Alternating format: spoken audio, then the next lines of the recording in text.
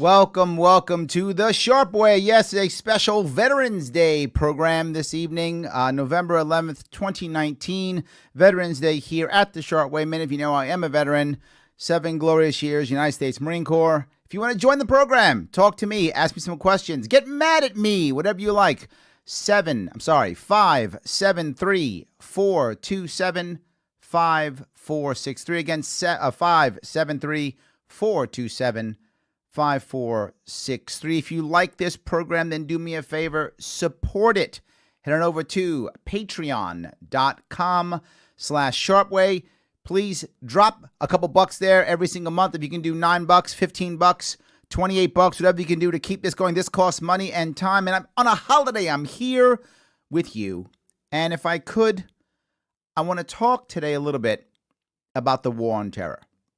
The war on terror is a huge part of what it has meant to be a veteran for the past 20 years. When I was in the Marine Corps in the 80s, it really was more of the Cold War, right? After Vietnam, more of a Cold still fighting the Soviet Union. It was a different kind of mindset. The bad guy was Ivan, and in some cases, the good guy was someone who was in Afghanistan, supporting us, fighting the Russians. But if I could, I want you to imagine something with me, if you could. Imagine you are just in the street and you see a car in the street. There's a car sitting in the street. And as the car sits in the street, I give you a brick. And I say, there you go, there's your brick. If you would like, go ahead and throw the brick at the car. Would you do it? The average person would not. Of course. Why would you throw a brick at a car? For what reason? No reason. I then change the situation. I say, you know what? Right now, magically, I've made it to where it is legal that you can throw that brick at the car. If you want to, throw the brick. No worries, it's now legal. Would you throw it? Most people wouldn't. But let me change one thing. Instead, it's not just some car. Picture, if you would, someone who you love. Sister, brother, husband, wife, child, parent, someone you love, close friend, someone you love was murdered. And the guy who murdered him, and it was a guy in this case, the guy who murdered your loved one is in that car. And how you know this person murdered your loved one is you saw him do it. You, with your own eyes, personally watched the person in that car murder your loved one. Do you throw the brick now? You probably do. But now I remove my magic powers. It is now illegal, and you will go to jail if you throw that brick. Do you throw the brick? You probably do. That person was the murderer who murdered your family member or your loved one, and you know that that person is going to receive no punishment whatsoever for that. You can't call the cops on them. Nothing's going to happen. They will just get away with murdering someone you loved. Do you throw the brick? Odds are you do. I want to add one more aspect to it. In this fictitious case, I don't know who you are, but imagine if you would, you believe in magic, that if you throw that brick and it hits that guy through that glass, that you will magically see your loved one again. And you believe that in your heart, that if you do it, you will see your loved one again. You believe it. Do you throw the brick? You probably do. What if I say, not only is he illegal, but I'm going to put a cop right there in front of the car? Do you throw the brick? You do. I'm going to put 20 cops around the car. Do you throw the brick? Yes, you do. If I threaten that I will kill you if you throw the brick, you probably still throw the brick. That is what terrorism is today. They have watched us drone and bomb and kill their loved ones for decades now. It's now been decades. And we've killed their loved ones and bombed their loved ones and hurt their loved ones for decades, and they see virtually no punishment whatsoever. What do? They want to throw that brick. It doesn't matter how much security we put up. Doesn't matter how many times we yell. Doesn't matter how often we bomb them. Because when guy 1 dies, then gal 2 comes up, or gal 3, or guy 4, or guy 5. And they all start coming up again and again and again. And they fall behind each other because as we bomb them more, we create more victims. We create more people who they can now rally behind to come after us. This is the war on terror. We're fighting something that doesn't end. It just keeps going.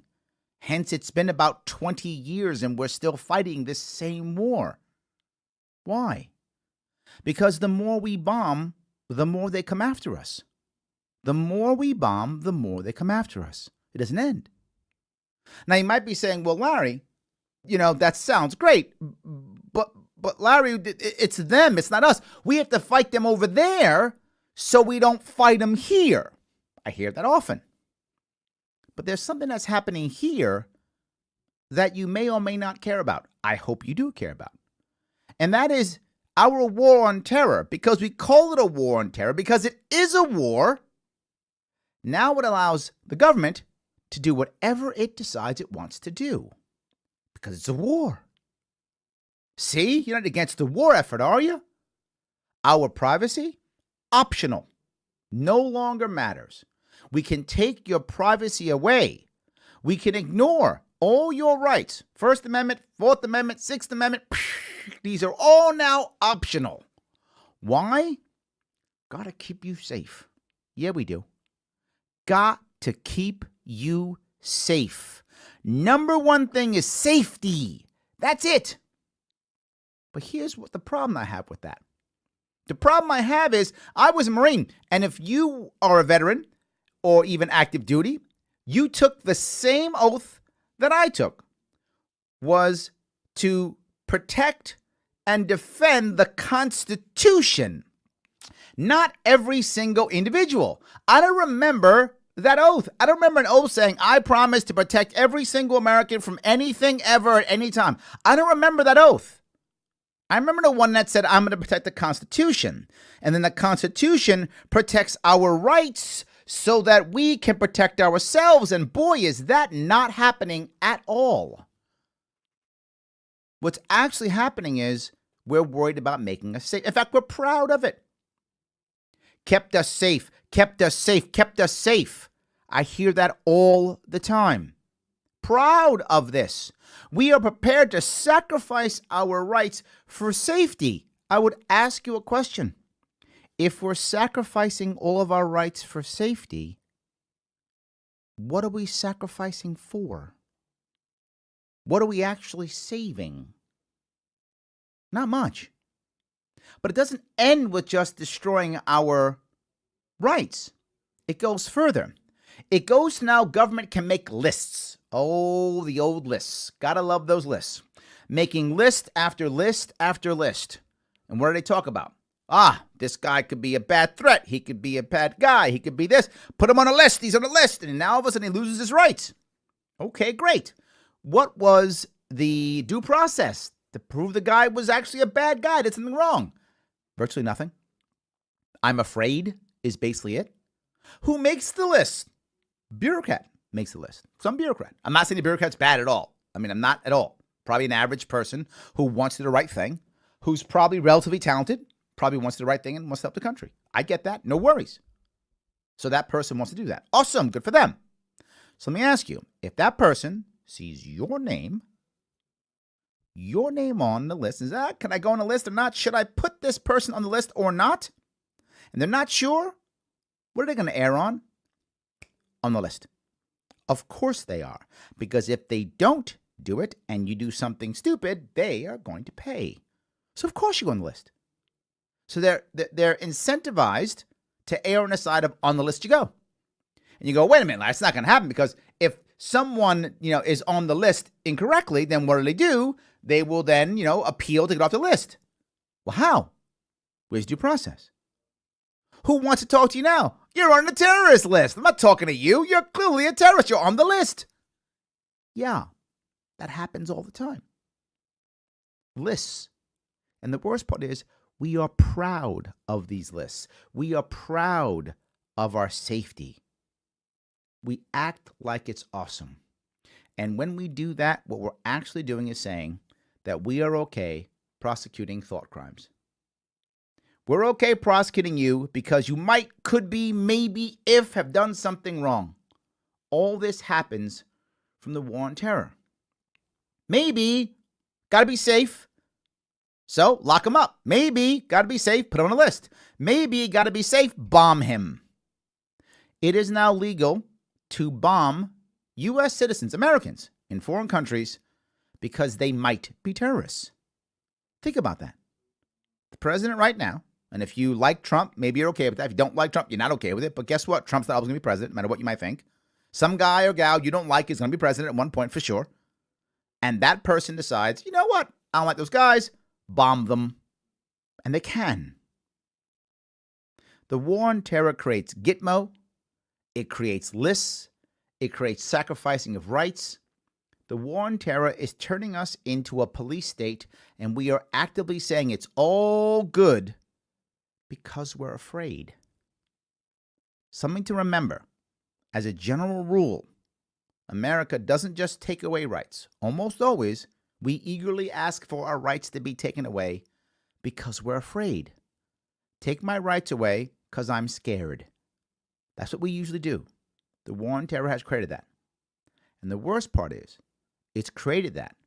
And the people who are paying a huge physical and mental price are our veterans.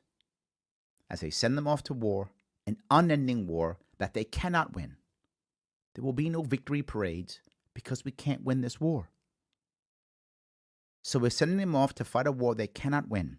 And then when they come back, no matter how brave they are, no matter how bold they are, no matter how honorable they are, no matter how powerful and strong they are, no matter what they do, they can't win this war.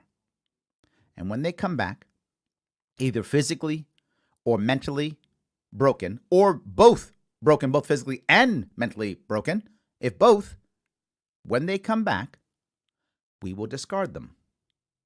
It's what we've done again and again and again. We'll put a yellow ribbon on the back of our car. We'll say, thank you for your service. And they will go off. And at twice the rate of non-veterans, they will commit suicide. That is what keeps happening, has been happening. That is what our war on terror does. All right. I have a whole lot more to talk, but I want to grab a couple of calls. The first call, I want to stay on topic. I want to go to Dutchess County in New York. Yes, we're staying in New York right now. I want to talk to Christian. He wants to talk about justified wars. Christian, how are you? Hey, I'm good, Larry. How are you? I'm doing wonderful. What's going on? Happy Veterans Day. Happy Veterans Day. I just had a sort of two-pronged question related to what would you consider the last justified war? And it's kind of related to the fact that I have this sort of cognitive dissonance of wanting to thank soldiers and veterans for their service. Yeah. But at the same time, none of the wars they've fought in are justified. Yeah. So I get your point. What would you think would be the way to deal with that problem? Let me deal with both of them. From a defensive perspective, you want to be thankful, but it's difficult. Let me give you two things, and this will make some people angry. And when I say it, people do get angry, but it's true. Most veterans do not like when you say thank you for your service.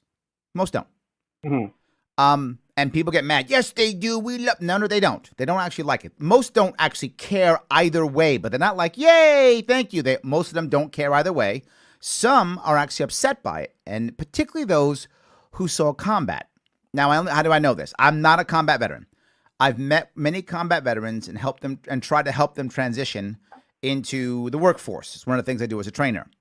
And what they often feel, particularly our combat veterans, is they feel, and this may sound crazy to a civilian, but if you're a vet, you get this, they often feel they didn't do enough.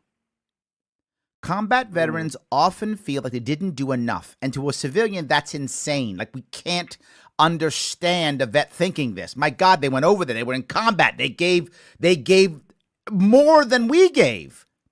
But in their own minds, particularly if they saw people who they cared about either be hurt or killed or seriously wounded or come back and they committed suicide, if they see any of that, they have basically a survivor's guilt, feeling that they haven't given enough. So if you thank that vet for their service, you're actually hurting them in a way. Not massively. It's not like you're destroying them. I'm not saying that. But I'm just saying it's a little bit of a smack to them because they really feel like they didn't give enough. And now you thanking them makes them actually feel bad. Now, that's not the average. The average vet goes, whatever. People say, well, Larry, why don't they get mad? Because they know that you're not trying to be a jerk. The person who says thank you for your service is trying to do a good thing and be nice. And vets know that. We're not mad at you because of that. We're not going, oh, you're a jerk. They're not. But if you want to make a vet really feel good, one of the best things you can do is just say what you will hear me say often when I meet vets. I'm glad you're home. What vets want more than anything is one of two things. To go back into the service and to go back into combat again. I know it sounds horrible, but many of them do want that because they feel at home there. Or two, they want to integrate effectively back into their communities. And we often don't do that. Not that we shouldn't honor them and give them parades. It's lovely, particularly in local communities when I honor their veterans. Please do. That's amazing. But if you constantly put them up on a pedestal, how do they ever integrate into their society? They actually don't want to be in a pedestal. They want to just be good members of their community.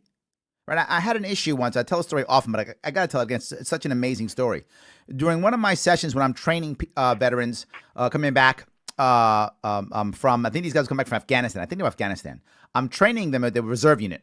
And I'm teaching them about the idea of, how do you give a success story when you're sitting in an interview to impress the HR person and show them your success and that kind of thing.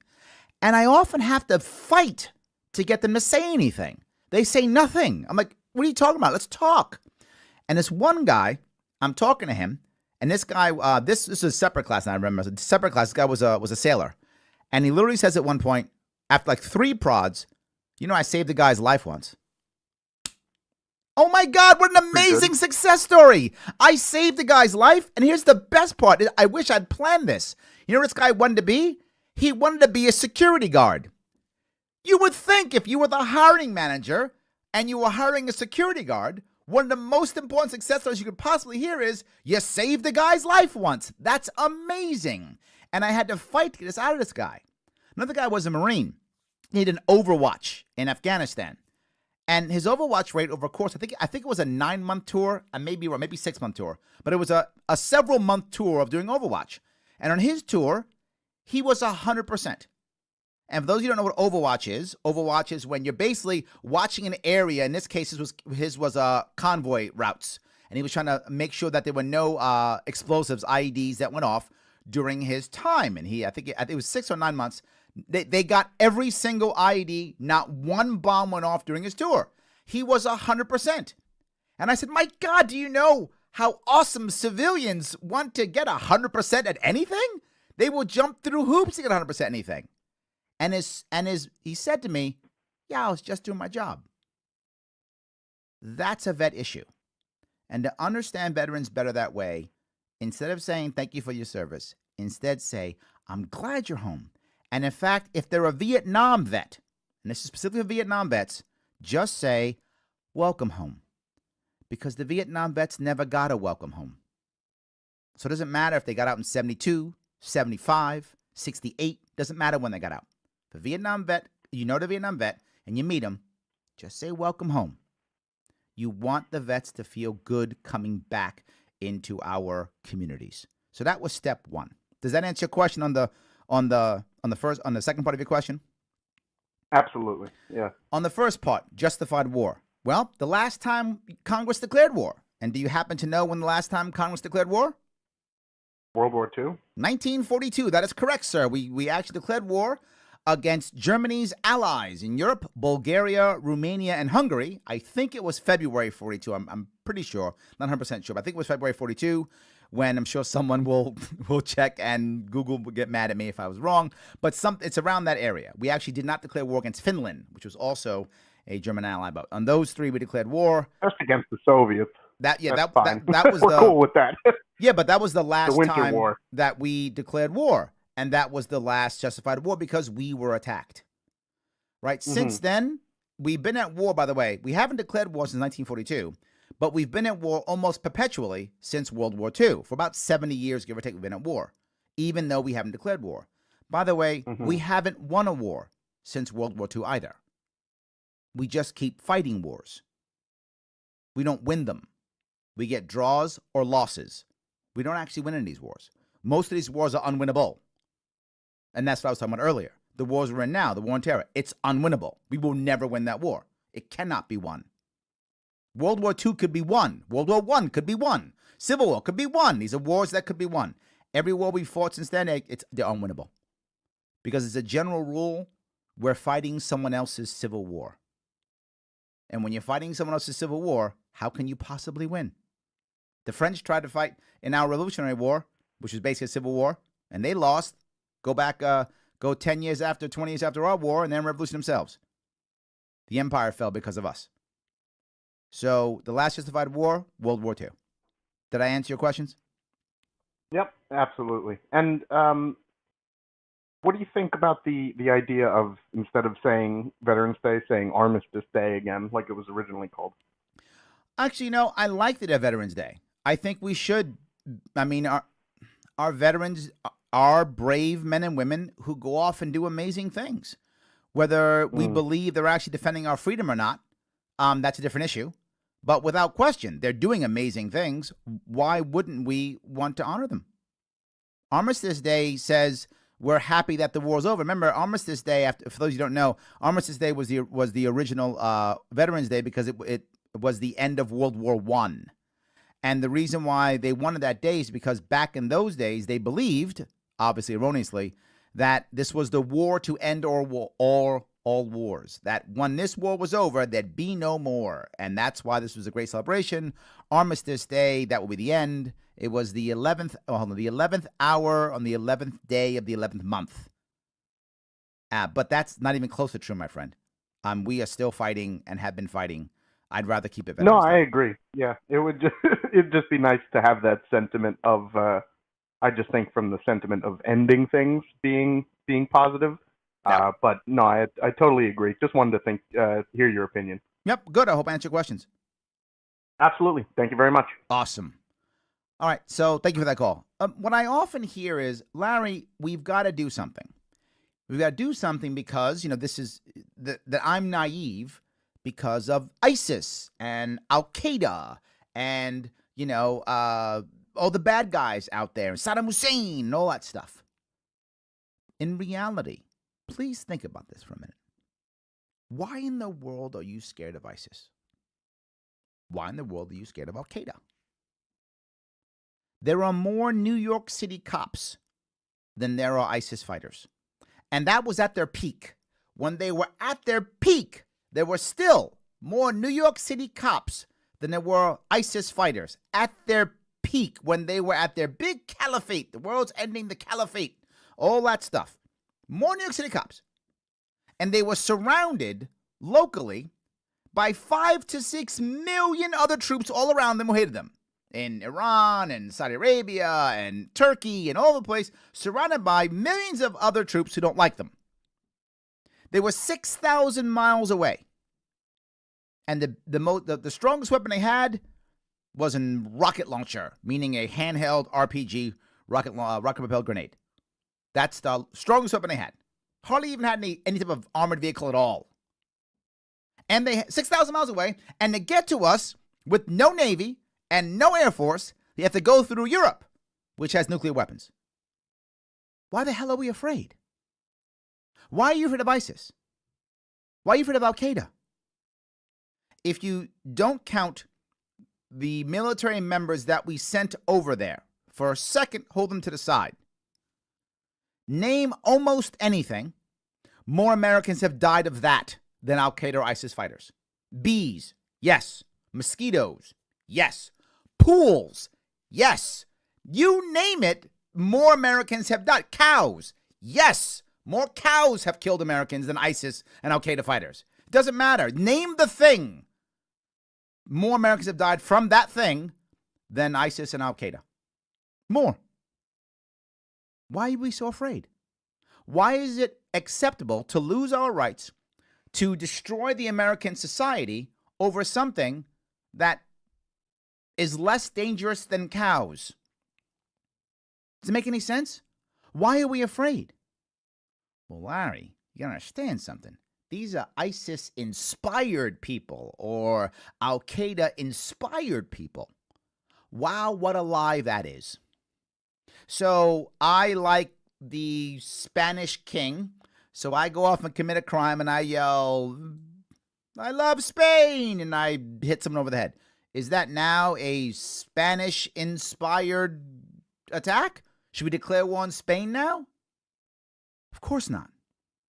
That's a story to make you afraid, to keep the war on terror going. Now, note what I said, ISIS or Al-Qaeda. Which one is it? Do we even know? Do we even care? Does it even matter? Was it Saddam Hussein who was the bad guy? Remember when we got Saddam Hussein? Remember that? About 16 years ago, give or take, however long it was. 15 years ago, 16 years ago, we got Saddam Hussein. And we got all the guys were in a room, and an officer comes out and goes, we got him. Everybody goes, yay! Like, that was it. See, we got Saddam Hussein. Now the world's safer. No, it wasn't. Nothing changed. In fact, thousands of American soldiers and sailors and Marines would still die and be broken, still, even though we got Saddam Hussein. Remember 8 years later? That's when we got Osama bin Laden. Yeah, right? Now we got Osama bin Laden. See? Now things will be better. No change. Yet again, exactly the same. Nothing changed. But I thought Saddam Hussein was the bad guy, the Ba'ath Party. I thought Al-Qaeda was the bad guy. Okay, well, now he's dead. Oh, now ISIS is the bad guy. And we got Baghdadi. We got that guy just a month ago? Trump got him, right? Oh, look, it's all changed. No difference. We don't even know who we're fighting anymore. We don't even know who we're fighting anymore. Is it ISIS? Is it Al-Qaeda? Is it Saddam Hussein, the Ba'ath Party? Who's the next villain that they make up after ISIS is destroyed, assuming it's ever destroyed? Does Al-Qaeda come back? Do we go back to the old hits? What do? Do we start revamping the old guys again? Do we bring back Nazis maybe? What do we do? There's always a bad guy. There's always an enemy. And the more there's an enemy and we can send people overseas, the more we forget what's happening right here in our front yard and in our backyard. The more we forget the rights that we're losing, the control that we're losing, the happiness that we're losing, the economy that is broken, the families that are broken, we lose all of that as we keep shipping people overseas. And then if you say something bad about the war, what's the first thing they say? Why do you hate the troops? Well, let me go back to that one because that one specifically gets me upset. Because while there are very few people who die, civilians who die from Al-Qaeda and ISIS, that's true. There's a whole lot of Marines, soldiers, sailors that die. A whole lot at the hands of ISIS and Al-Qaeda and all the people that were fighting overseas. A whole lot. Yeah, but Larry, 9/11. But Larry, 9/11. Yeah, we lost about 3,000 people in 9/11, and that was terrible. Horrible. I was in New York during it. If you're in New York, you probably felt it more than I did if you were living downtown. I wasn't. I was living in Queens at the time, but I was still in New York City. Terrible. We lost more than that in sailors and soldiers and Marines. Double that already. Fighting the war from that. Fighting the wars from that. Do they not matter? I would say, particularly on Veterans Day, vet lives matter. Military lives matter, don't they? Don't those people matter? And when they go over there, and here's the worst part of all of it. There's Memorial Day and Veterans Day. And I always say I think Veterans Day is kind of a senior day in my view. It's just my opinion, in my view. Memorial Day, we talk about those who we've lost. And for them, their journey's over. They feel no more pain. Their journey's over. Their families still suffer. Absolutely, their families still suffer. But their journey is over. But when it comes to Veterans Day, not only do the family members suffer, but also those veterans too are also suffering. They're also suffering with PTSD. They're suffering with TBI. They're suffering with survivor's guilt. They're suffering with all the physical issues that those are those things we can't see. And there's the worst part. Those are things we can't even see. Then there's those we can actually see. Loss of limb, loss of eyesight, just all those other horrible things that we can see. All of this so that we can put a yellow ribbon in the back of our car and say, I support the troops. And why do you hate the troops? I love the troops. Well, I would ask you, person who doesn't allow anyone else to talk bad about the wars, who doesn't allow anybody to talk bad about our troops, how many more troops have to die before your pride is satisfied? 1,000? 10,000? 100,000? How much blood has to be spilled until you can go, I'm proud now, I'm happy? How much? If it's only a couple thousand, let's line them up and shoot them now. It's a whole lot better for everybody. Then we can pull out of the wars and move on. Your pride can be satisfied and we can move on. See how easy that is? Way better. It's not okay. It's not okay to assume that because I say something against perpetual war, that somehow I'm anti-veteran, and because someone speaks about pro-war, that they're somehow pro-veteran. Those two things have nothing to do with each other. In fact, I would say they're the opposite. That's just my opinion. On this Veterans Day, I guess I have an unpopular opinion. All right, I'm gonna grab a call if I could. I'm staying in New York tonight. You New Yorkers keep calling me. Thank you, I appreciate it. I'm gonna speak to Sam in Cairo, New York. Sam, how are you?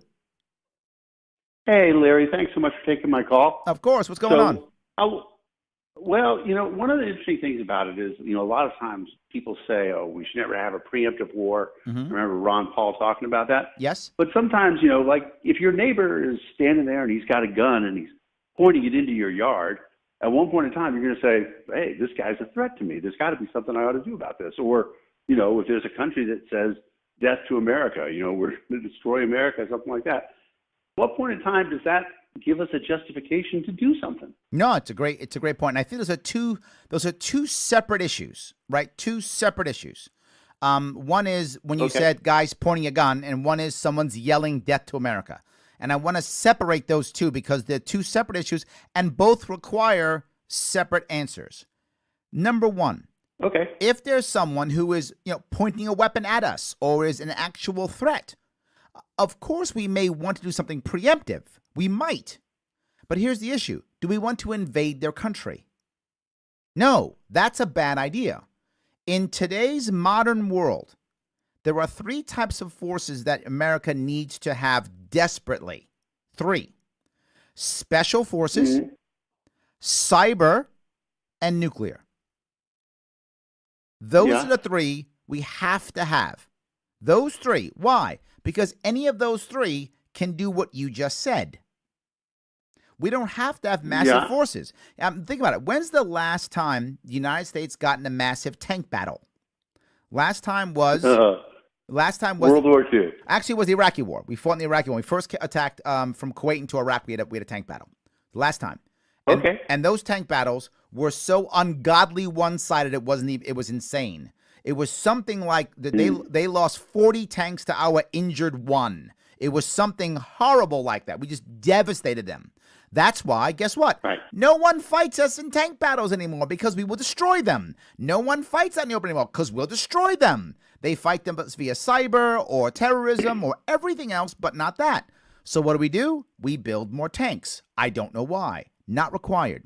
Special forces, cyber forces, nuclear forces. If there's someone who's saying, I'm going to drop a bomb on you or I'm going to nuke you, great. Special forces, come in and go out and take it out. Or cyber attack, knock it down. We do it already, right? We went and got Saddam Hussein, special forces. They try to stop Iran. I think it was Israel, cyber attack. That's how you would deal with a threat like that. You would neutralize it that way. The second you start bombing, the second you start invading, at that point, you've just opened up a massive can of worms that is going to make a whole lot of people in your country suffer. In your country. Imagine, if you would, for a second. Imagine it is September 12th, 2001. September 12th. Okay. Right after the towers come down. And instead of us doing what we did, we instead take all of our elite forces, which, by the way, are some of the best elite forces on the planet, hands down. Ask anybody who's a specialist, they will tell you that. Some of the best. Yep, without question. We sent all of them just to get Saddam Hussein. That's it. That was their entire mission. Our CIA, all of our infrastructure was focused just on getting him. Most experts would agree we would have gotten Saddam Hussein. We would have gotten Osama bin Laden in about 2 years. Most would agree to that. That's, we can't guarantee that. Obviously, it's total hindsight. But odds are we would have got him in about 2 years. Then we got him. Well, took him out. Hold on. Took him out without invading a country. We still cut off the head of Al Qaeda. We still send a message to any guy or gal who decides they want to get us that we can kill them and we can reach them wherever they are. Doesn't matter where they are. And no more Americans have to die, and nobody gets bombed, and we don't create enemies. Did that make sense at least? It makes sense. And so what you're saying actually is that maybe after the USS Cole attack, or even after the first World Trade Center attack, we would have been justified in doing that then. Maybe. It depends. And that would have prevented 9/11. Yeah, I don't know the details on that, but yeah, I mean, I don't think that's necessarily a bad idea, right? Even with the, many people will say that 9/11 is because of other things we did in the past. I'm unsure how detailed that is. I don't know the details of that. But yeah, if we just go after the top dog bad guy, we don't create all the down the river terrorists who want to kill us. We don't create them, but we still send a message. Well, because usually those guys are dictators anyway. Yes, right? I mean, absolutely. Those guys are terrible dictators. 100%. That's exactly what they are. So I think that's how we deal with that. Now, someone yelling death to America. So what? So what? Why do I care if someone yells death to America? I hear it all the time. They say they want to kill us. Great. I just spoke about this. ISIS at its height had 20,000 or 30,000 fighters at its height, at its maximum. There are more New York City cops than that. I heard you say that. That's the most amazing statistic I've ever heard. Yes, there are more New York City cops than all the ISIS fighters at their peak.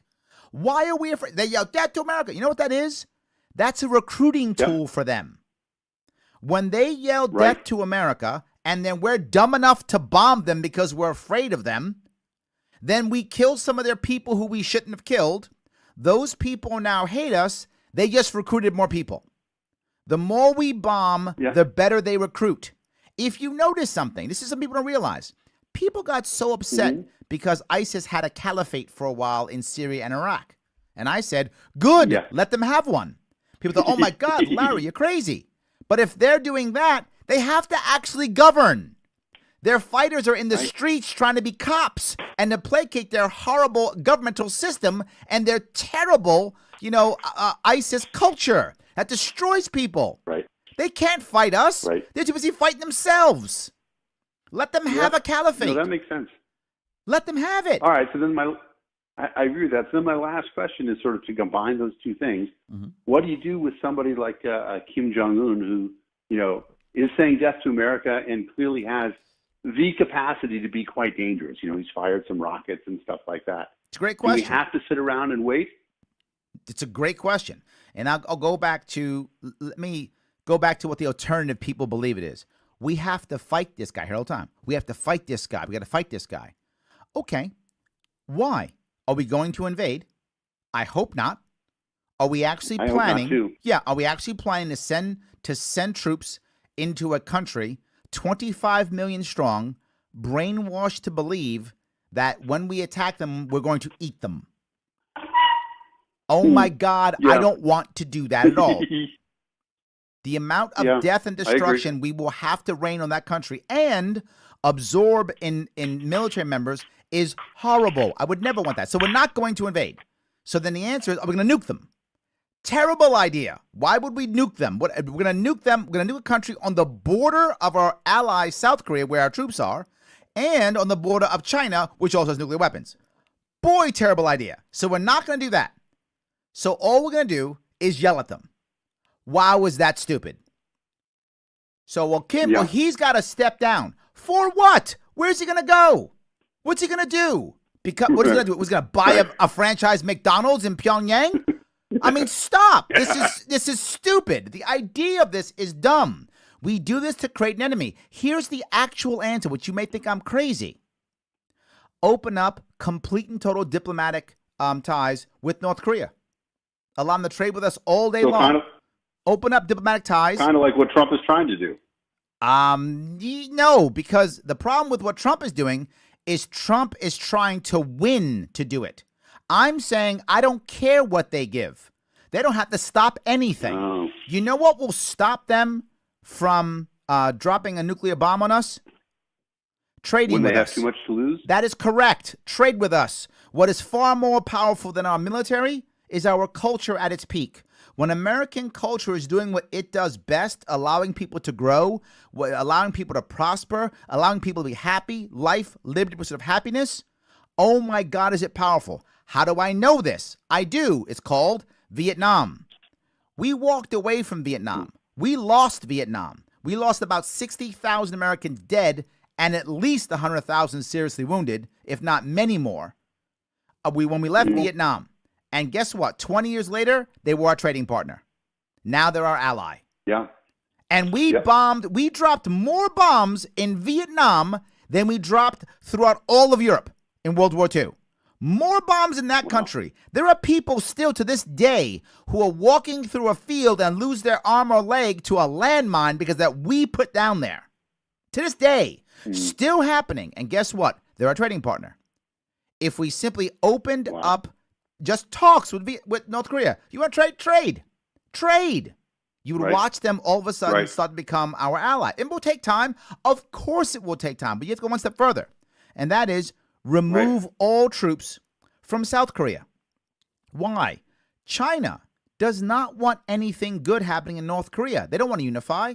Why would they unify? If China unifies, they will literally have American soldiers. I'm sorry, if Korea unifies.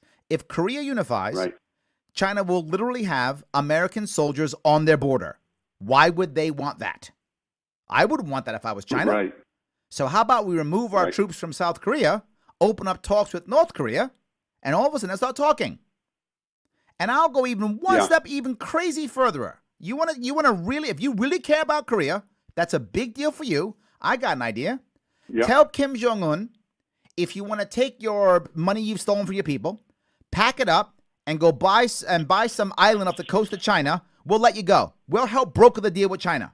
Pack up, take your family, take your top generals, take your X billion dollars you robbed from your country, pack up and go to some island off the coast of China. You buy it. Give him a place to go. Give him a place to go. Awesome. Give him a future. I mean, he packs up and leaves. Yes, once he leaves, the power vacuum will be massive. And guess what will happen? North and South Korea will figure out how to unify on their own without us. They will figure out. They don't need us. Germany unified. So will Korea. It will figure out a way how. We shouldn't be involved. We walk away, broker the Kim Jong-un deal to go to China someplace. Look, Idi Amin did it. I can never remember which one it is anymore either. Yes, but Idi Amin did it. Kim Jong-un. He died someplace. Yeah. So why can't this? Our current policy just makes enemies longer. I appreciate that. I especially like the idea you said that essentially if we open up trade with them, we're going to make them wealthy and make the country wealthy. And if they're wealthy, they got too much to lose. Yes. So they don't want to go to war anymore. And if you want to overthrow a dictator, grow a middle class. Yeah. That's it. I like everything about that. Larry, you are one of the great speakers in the liberty movement. I really appreciate you taking me my call. Thank you, my friend. I appreciate it. Have a good night. Bye. So note, I'm not saying we do nothing. This is the problem I hear often. People go, oh, we should do nothing about all these bad guys. We should do nothing. I didn't say nothing. I just say let's stop. If you're going to bomb and invade, can it work? Sure, it can. And I said this before in Afghanistan. Could we win in Afghanistan? Of course. If you want to put 250,000 Marines in Afghanistan for 40 years, maybe you could win Afghanistan. And imagine every year, Marine body bags coming home every single month, dead Marines every single month for 40 years. If you're ready to do that, maybe we could win Afghanistan. I'm not ready for that. I don't want to do that. And we still might not do it. But that might happen then. It's not the right answer. I have an idea. Walk away. Yeah, I'm saying walk away. Larry, you're going to walk away from the Middle East? Then there'll be fights and death and civil war. That's happening now. That's not going to happen when we leave. That's happening right now as we speak. The difference is we're in the middle of it. That's the difference. I'll go back to my September 12th thing I just mentioned. Imagine September 12th. We go after Osama bin Laden with our special elite forces. Then we pull out and withdraw from Saudi Arabia, withdraw from the UAE, we withdraw all our forces from the Middle East. Just walk away from the Middle East. Kuwait, just walk away. Oh my God, Larry, they might have a civil war. They're having one now. They might fight each other. They're fighting now. But Larry, we won't be involved. Good. That's a good thing. They would be fighting, maybe. Or maybe they wouldn't. I don't know that. They might be fighting. They might not be fighting. But either way, you know who they wouldn't be fighting? Us. They might be fighting Russians or French or each other or whatever the case may be. But here's the issue. We wonder why they're spending so much time fighting. This goes back to us, being the West, carving out lines in the sand, deciding what country should be, and not allowing them to create their own countries. America decided to become a country with war. Canada, not. Both are the right answer. America chose war. That was right for us. Canada chose peace. That was right for them.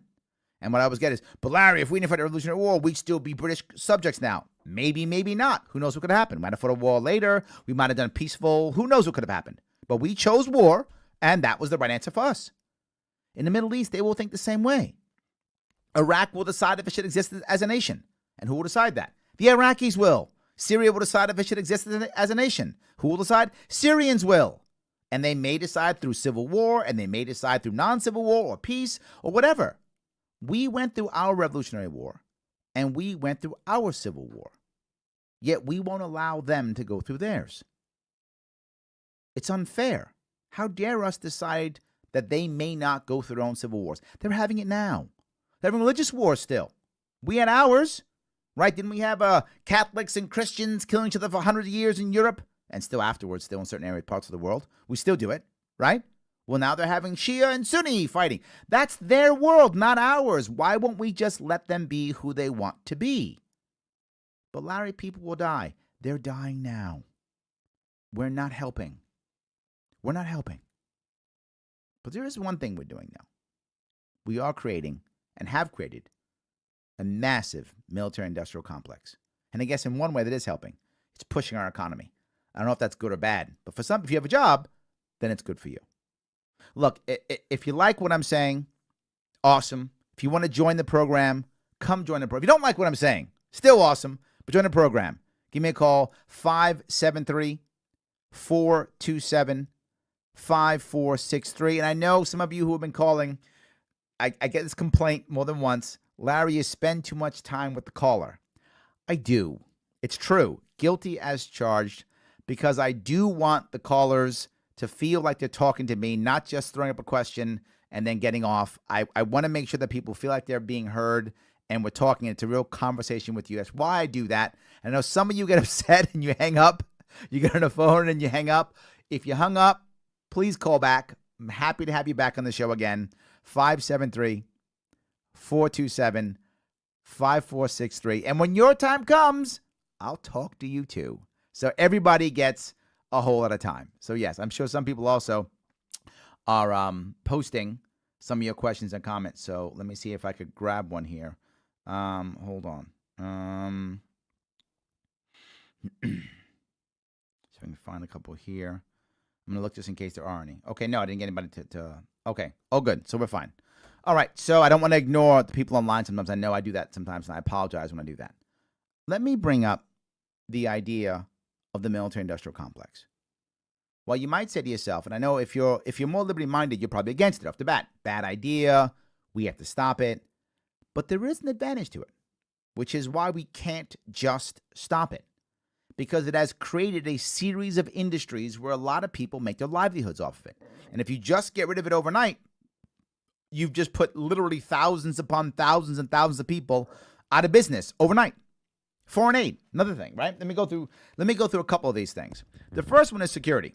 The fear that comes from the war on terror creates a massive security industry, right? Security. Everyone should be afraid. You got to get new security for your home, security for your body, security for everything. Security, security, security. Now, I'm not a huge security person. However, if you want to be more safe and secure, please be that way. That's awesome. It's good. I don't have a problem with security companies building stuff up. I don't have a problem with that. But you should realize something. Americans are just about as safe as we've ever been. Just a fact. We're really safe right now. Again, if you don't feel safe, I get it. You want to buy a gun or a security system or bulletproof vest or something like that, body armor, go ahead. I don't have a problem with that. But remember, some of this is fear that is being pushed by a war on terror, that somebody's out to get you 24/7. And the odds are they aren't. Well, you're pretty safe. I see it in New York City all the time. Right, here's what I see. I see when I go to New York City, tons of buildings now in Manhattan that have huge security desks on the bottom, right? Before you get in. Before you get in, you got to go show your ID, and it's got to be a legal ID, and they got to take a picture of you and all that stuff to get into the building. I say, oh, it's security. That's not security. That's not. That's just nanny state. That's not stopping anybody from hurting anybody. It isn't. Nobody. Let me be very clear. That stops no one from hurting anybody, right? If I want to kill some guy in a building, I just make an appointment for the building. I get my ID, and I make it fake if I'm that important. I make a fake ID, take a picture. I'll go up there, and I kill a guy. Will they probably catch me faster because my picture's there? Yeah, probably catch me faster. But I'm still going to kill a guy. If I'm going to blow up the building, whatever, I'm still going to blow it up. If I'm going to kill security, all those security guys, none of them have any weapons. If I come in with weapons, what am I going to do? I'm going to shoot them all and then keep going upstairs and kill people. It's not going to stop anything. This is security theater. It's not security. You feel more secure, and your building spends tons of money on security, so they can charge you tons more in rent. But does it give you anything? I guess it makes you feel good. In my building where I chose my office in New York, I purposely chose no security. I chose a building that has no security on purpose. Why? I don't want my guests feeling like they're coming into a prison. I want my guests to feel comfortable and happy when they come to see me. I want my customers to feel good when they come see me. If they forget their wallet, they can still see me. I have to wait and have somebody come down and bring them upstairs for some dumb reason. Doesn't mean anything. Just come up. And I've been in the same place about 15 years. And no one's bombed anybody. Look at that. No one's killed anybody. Because no one was going to. Nobody was going to. It's security theater. Now, again, if you want it, go ahead. It creates a massive security industry. There's tons of security companies making tons of money off this. But it's theater. It doesn't make anybody safer.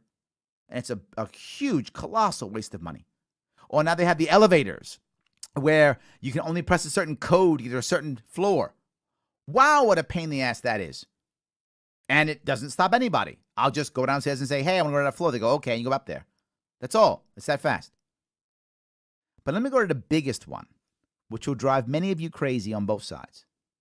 The TSA. Those people at the airports. What a colossal waste of time and money. And this is directly from the war on terror. It affects us every single day. The amount of money we're spending to keep them doing their job, which is literally useless. I'm going to give you a full rundown of all the terrorists that they've caught. Finished. Done. Not caught one. Never will. Not caught one. Never will. Not caught one. There are literally hundreds of TSA agents who've been convicted of felonies against us. The government has literally put thugs in front of us. The TSA does more damage than it does benefit. And it's crystal clear. It's not even close how much damage TSA does. It slows us all down, losing time and money.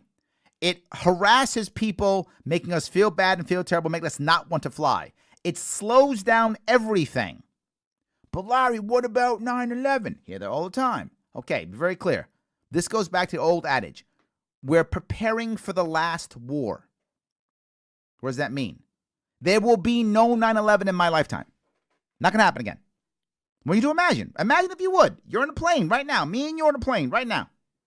Some guy gets up, has a box cutter, and goes, I'm taking the plane to wherever, New York City. I'm hijacking a plane. What's going to happen to that guy? Yes, he's dying this day. He's being beaten to death on that airline. You know he's being beaten to death. That's going to happen. Say there's 3 or 4 of them. Then there's 3 or 4 guys who'll be beaten to death. That's going to happen. You think the pilots are going to open up the cockpit? You think anyone's going to let this happen? It's not going to happen. We still have 9/11 in our heads, in our brains. It's not going to happen. The concept of preparing for 9/11 is embarrassingly dumb. We should be worried about things like cyber attacks. That makes sense. That we should be afraid of. This is something to be worried about. That's real. 9/11 again? What's wrong with us? So let's shut down the entire grid, the airplane grid in the United States. Let's slow it down tremendously because we're afraid some guys with box cutters might hijack a plane again. What is wrong with us? This is the war on terror. This is what it creates. The TSA, wasting time and energy. But Larry, what would you go back to pre-9/11 security? Yes! I would go back to pre-9/11 security. Yes! That's what I would do. That's exactly what I would do. Go right back to that. And then allow each airline to be as secure as it wants to be. And then you pick the airline. If you want to wait in line forever because you think someone's going to bring up 3 ounces of liquid on for some reason, good for you. You take that airline. Now I've taken my shoes off. Or here's the best one, if you guys know this one. Now, if you pre-check, you don't have to do all of that stuff, right? Because you know what bad guys would never do? Get pre-check. Yeah, they would. Or better, if you're under 10, I think it is, you don't take your shoes off, or if you're over 70 or something. Because you know what bad guys would never do? Use the elderly or kids. Yeah, they would. If you were a bad guy trying to do something, you would just use those guys or gals. Of course you would. Absolutely. None of this is anything but theater. If it makes you feel good, awesome, great, but not required. And when it's our taxpayer money, it's just being thrown in the garbage to make us feel good. Just to make us feel good. It is a massive, massive push for a security industry that just keeps growing and keeps growing and keeps growing. And of course, now we have to stay afraid. If we don't stay afraid, well, then the security industry goes down. And again, I'm not against the security industry. What I'm against is taxpayer money going to the security industry. If you want to buy stuff to feel secure, please buy stuff to feel as safe and secure as you want to be. But buy a bunker if you want to. All good. Buy a tank. All good. All good. But I'm not okay with this constant destruction of our safety, of our security. And now you're going to no-fly zone. I mean, no-fly list. Have you seen this one? A no-fly list. So you now can't fly. But that means you can't go around the country now? Because you're on some list? Well, what if you're really a real terrorist and you're on the no-fly list? What are you going to do? You'll bomb something else. It doesn't stop anything. This concept is silly and it doesn't work. But I hear it. But I got to go one step further, as I constantly want to go one step further. I have to go into the actual military-industrial complex and the idea of things like foreign aid and buying and selling weapons. Now, many people will say foreign aid, they have 2 sides. You have the first side, which is the more libertarian view, which is all foreign aid is bad end all foreign aid. You have more of the caring or positive view of, oh, see, we give foreign aid because it helps people and it helps all the people. You need to realize, when it comes to helping people, foreign aid, a whole lot of that is just excess food. Literally, we've paid our farmers to grow extra corn and soybeans. We can't spend it, so we give it to countries that need food. That foreign aid, while I can't stand it, fine. Just give them food. Fine. The one that is crazy when we give them cash. This is the best one. Because when it comes to cash, we say, hey, Saudi Arabia, here's $50 billion in foreign aid. And what does Saudi Arabia do? Hey, America, I would like to buy $40 billion worth of weapons. So the leaders of the country take $10 million, put in their pocket, and then buy $40 billion worth of weapons from us. We just bought our own weapons. We just bought and gave them weapons. It's a massive jobs program. So foreign aid becomes a massive jobs program. So even the foreign aid that we use, all of this, we can't just end. But Larry, why don't we instead shut down all the foreign bases? Love that idea. Shut the foreign bases down. Again, massive jobs program. We can't just shut the bases down. Think of all the people whose livelihoods are on those bases. Every single thing we do, it's all related. The military-industrial complex is indeed a military-industrial complex. It can't just be shut down. All I'm asking you to do is think about what we're actually doing. Think about how much money we're spending, how much time we're spending on defense, how much of it is really defense, and what should we be afraid of? I'll go to the deepest one of them all. Please think of what nation is going to invade us. Yeah, none. There's no nation that's going to invade us. America has when it comes to traditional combat, traditional warfare, no real enemy out there. None. Are the Canadians going to invade? They're on our border. There's like 9 Canadians. I'm sorry, Canada, you're mad at me now. But no, there's like 9 Canadians. They're not going to invade. Are the Mexicans going to invade? They're not going to invade either. Nope. So no one's invading. There's no invasion force coming. That's not going to happen. No one has a navy that could get past our navy and land on our borders. It's not going to happen. There's no military force that is going to invade us. Literally, none. None. So why are we buying more tanks? Now, wait a minute, Larry. You just said it before. Cyber attack. Yes, that is a serious issue or concern. We should be worried and concerned about it. Of course we should.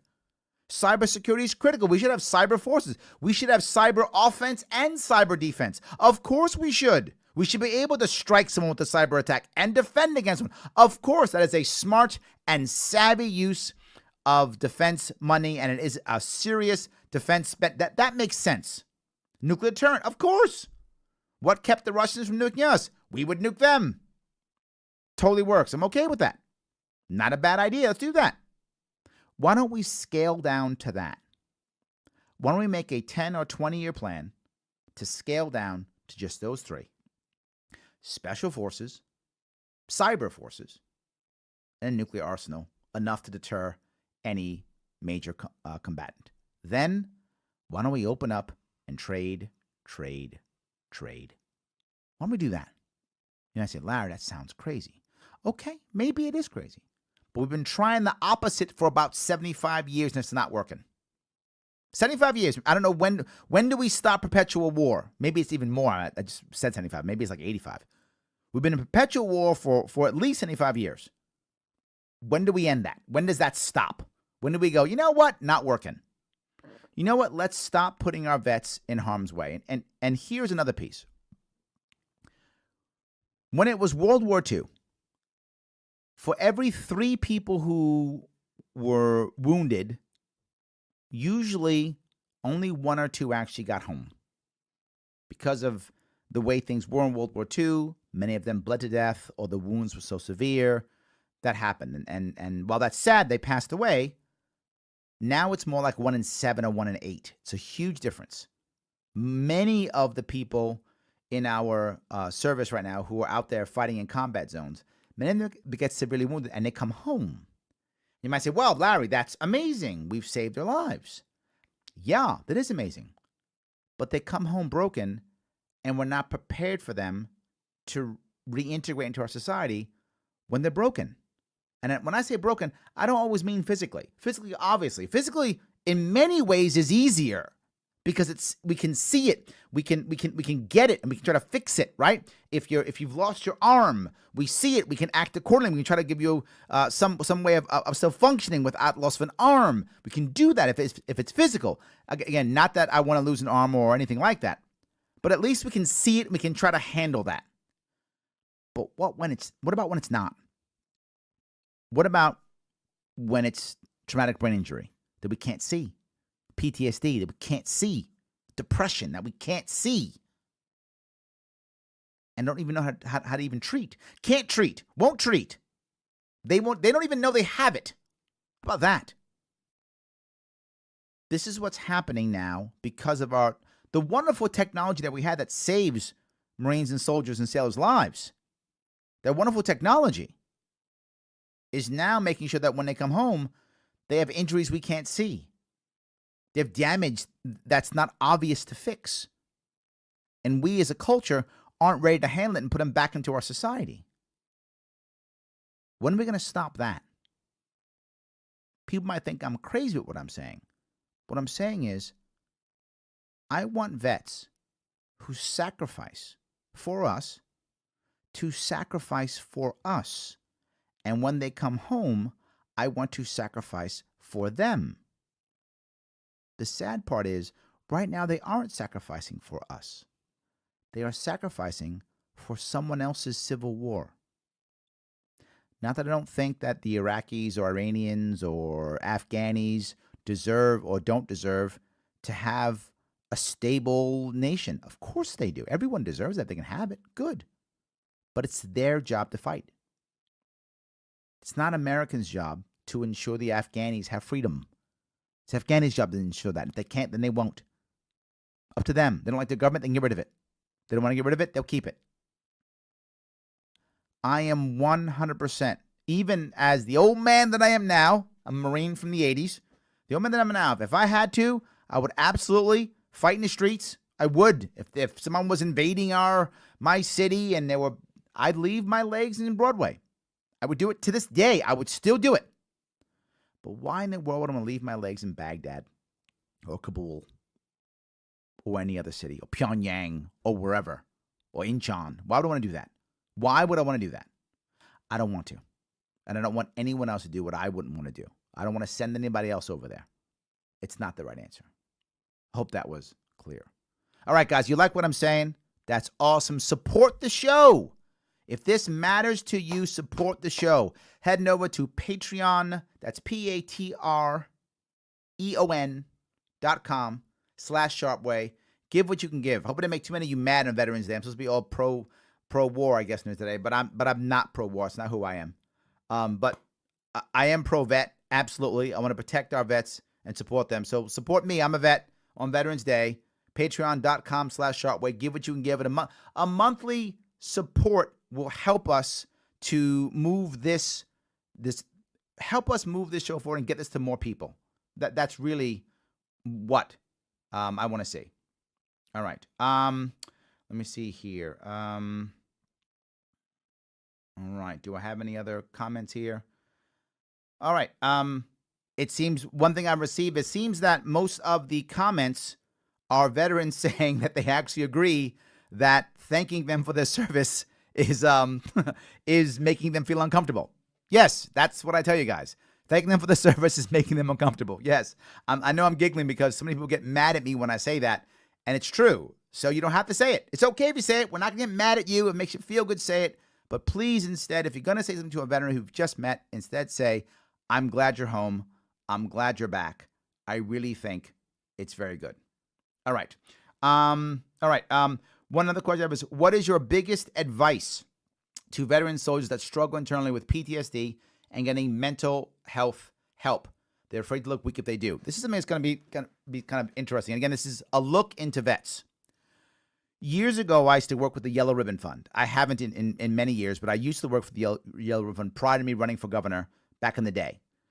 And when I work with them, I would often deal with. I give a class, and this was always free. I always gave the training that I make civilians pay tons of money for. I would let veterans have for free, right? So I was giving my time and my energy, what I thought was very valuable to a lot of vets. I'd go to some of the yellow ribbon front events, and when I'd go there, units would be coming back from Afghanistan or Iraq. Many of them were rotating back, and they were reserve units, and they'd come back, and many of them would not go to my classes. My class would be almost empty. I'd have classes on how to network, how to put your resume together, interviewing skills, all the things required, right? Because those of you who don't know who I am, that's what I do for a living, right? I'm a consultant in business. I do hiring and firing. I do all that kind of stuff, right? So I look at resumes. That's what I do. So I said, you know what? Let me help these guys out. Many wouldn't come. So I went to one of the first sergeants there, and the first sergeant was angry. And he said something like this. I'm going to paraphrase, but it's something like this. He said, God damn it, these guys aren't going to go there, and 9 months later, one of them's going to be dead. That's what he said. Because he had seen so much suicide, he assumed that he would have one of his guys from his unit be dead in 9 months. That was his assumption. And I said, my God, it's hard. He was like, yeah. Oh, my God, he's mad. So I go to the person who runs the leader or the coordinator there for yellow ribbon fund, and I say, are my classes mandatory? They went, no, we can't make it mandatory. I said, why not? He said, well, we don't want to tell them to do. I said, you have to. She said, what? I said, you have to. You have to order them to go to the class. Because if you order them to go to the class, then that's the excuse they can say for going to the class. Because they don't want to look weak. So if you order them, they can go, well, I wouldn't go to this dumb class, but I got ordered to. That becomes the excuse that they got ordered to. There were many times when I met with many vets, and again, when I was in the Marine Corps, as a staff sergeant was my highest rank. And I'm just civilian now. This is, 20 years ago, more now, 25 years ago. So even more now. I would often order vets to do things. I have zero authority to order them to do anything, and I would do it anyway. I'd give them orders. I would tell, you need to do this and this. Do you understand the order I've given you? And they go, yes, Sergeant. Awesome. Do that. I have no authority. But I would tell them that, and it would make it okay for them to do it. Now, for a civilian, being ordered is going to be like, I'm not doing what you're telling me. But for a veteran, that's often an excuse. So if you're in a position to order them to do things that are good for them, sometimes that will actually help. And you'll tell, because once you give them the order, if they immediately acquiesce, that's all they wanted.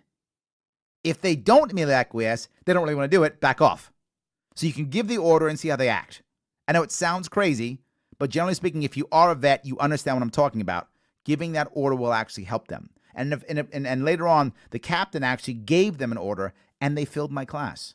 It worked. And they went there with their arms folded. I don't want to be here. And then all of a sudden they learned how to network, and all of a sudden they were happy. So it was much, much better. So the first thing is you can just order them if you're in that area. But if you're not, there's something else. It's going to sound crazy. Go with them. I'm very serious. Don't tell a vet that he or she should go. Say you're going to go and you want them to come with you.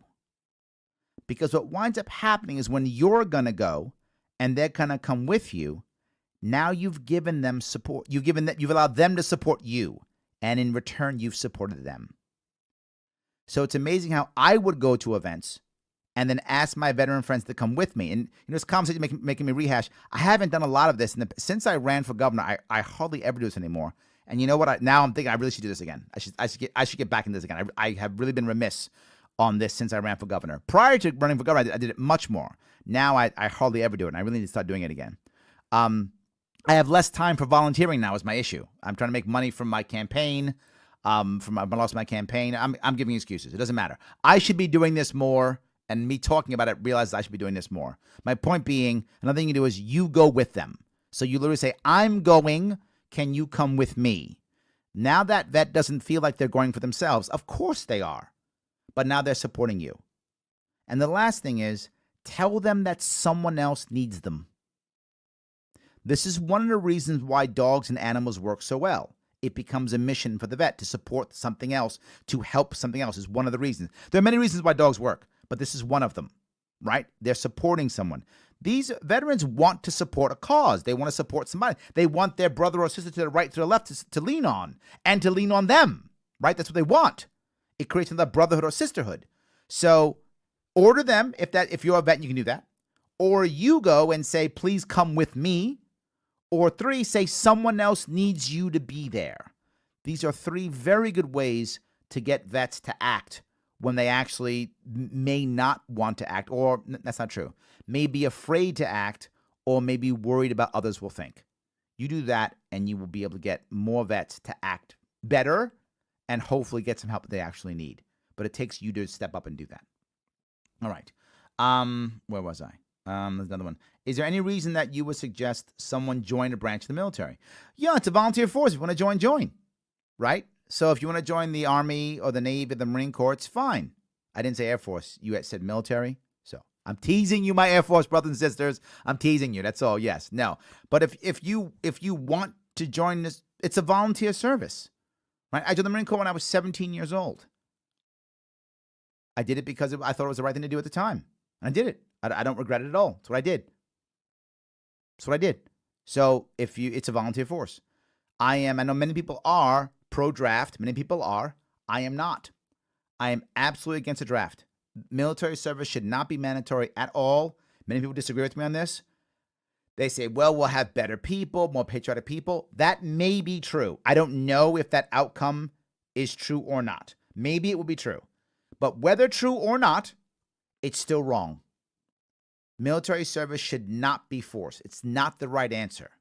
But Larry, what if we need more troops and we don't have enough? First off, as we mentioned earlier, there's no one invading us anyway.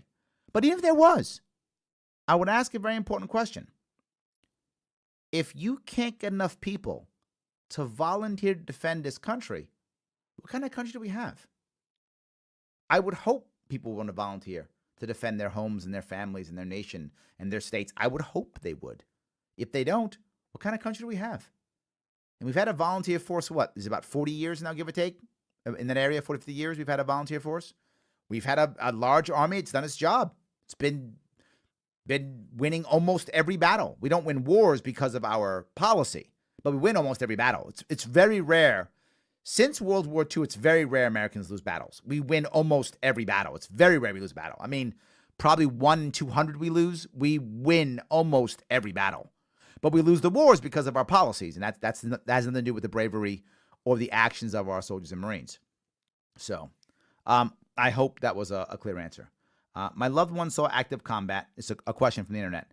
My loved one saw active combat. He's struggling to adjust.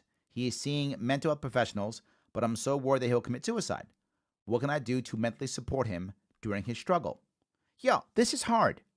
This is a tough one, right? When someone is when someone's looking at suicide, the number one thing to realize is they believe in their hearts and they convince themselves in their hearts that that is a better alternative than living.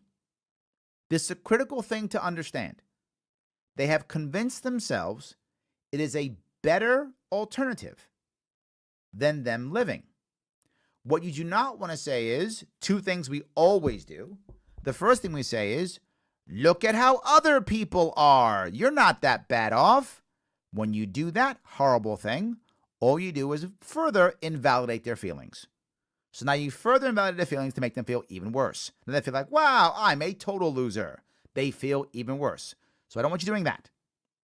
The second thing we do, don't do it. You have so much to live for. Well, they obviously don't think that. So don't say that either. Neither of those things will work. Instead, I'm going to tell you something insanely crazy. This may sound nuts. Tell them how you would feel if they passed away. I'm very serious. Particularly, again, vets. Vets are notoriously modest and selfless. Notoriously. Not all of them, obviously. People are people and some aren't. But they're notoriously that. Why in the world would you say, you're great, you're this? Like, no, I'm not. Instead, say, I will miss you. I don't want you to go. If you die, I will miss you. That may seem so selfish to you, but it's powerful to them because, again, they're supporting somebody. So don't forget that. Don't forget them. Don't tell them that if they go, who else they're hurting. Who else they're hurting. They should feel that if they check out, they're being selfish and they're hurting others. That's what they should feel. Not that they have anything to live for, it's worth that. Second, I'm not making this up, guys. Plan with them. Plan with them. Tell them, and we're going to do this, do that, and make plans. When they see nothing in the future, why bother living? But when they see something in the future with people that they care about, they tend to want to live. It's not a 100% rule, and this isn't magic and doesn't work every time. But you're asking for something that you can do to help. This helps. Let them know how you will feel if they go. And number 2, plan with them for the future. Give them something to look forward to. These 2 things will help your loved one get through this. It's not magic. I'm not guaranteeing anything. But I am saying it will help and make things better. If your loved one's struggling really hard with this may not be enough to be forward with you. If they're not, this might be just enough to get them over that hump. So I hope that was helpful. All right, another one. Oh, question. You guys don't want to call? You want to write? Okay, you're going to write. It's fine. All right. Both the drug war and the Patriot Act are direct violation of the 4th Amendment. Yes, 100%. The Patriot Act. I didn't even touch the Patriot Act. I thought it was so obvious. I didn't even touch that one. The Patriot Act, which is one of the worst attacks on American people that's ever been perpetuated. Is that right? Perpetrated. Whatever. Imposed. How about that? We'll use that word. Imposed. One of the worst things ever imposed upon the American people was the Patriot Act. It literally said, I, as President of the United States, can declare anybody a bad guy and punish them. It took away all of our rights. And it happened again from what I talked about earlier during the show. And that is, I have to make you safe. That's all that matters. And I'll repeat once again for those who weren't watching or listening earlier. The oath I took as a Marine was not to protect every single American from every single thing. No, it was to defend the protect and defend and support the Constitution of the United States.